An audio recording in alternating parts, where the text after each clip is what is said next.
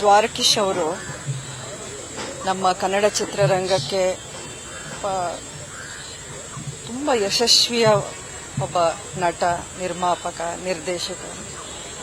ನಾನು ಅಂಬರೀಷ್ ಅವ್ರ ಜೊತೆಲಿ ಅವರ ಒಡನಾಟ ಅಥವಾ ಅವರು ಜೈ ಕರ್ನಾಟಕ ಅನ್ನೋ ಒಂದು ಪಿಕ್ಚರಲ್ಲಿ ಅಂಬರೀಷ್ ಅವರು ಆ್ಯಕ್ಟ್ ಮಾಡಿದ್ರು. ಅದನ್ನು ನಿರ್ದೇಶನ ಮಾಡಿದ್ದು ದ್ವಾರಕೀಶ್ ಅವರು.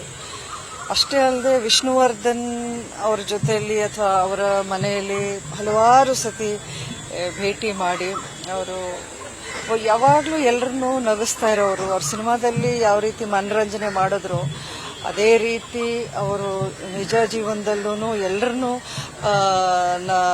ನಗಿಸ್ತಾ ತುಂಬಾ ಎಂಟರ್ಟೈನಿಂಗ್ ಆ್ಯಂಡ್ ಹ್ಯಾಪಿ ಪರ್ಸನಾಲಿಟಿ ಆಗಿದ್ದರು.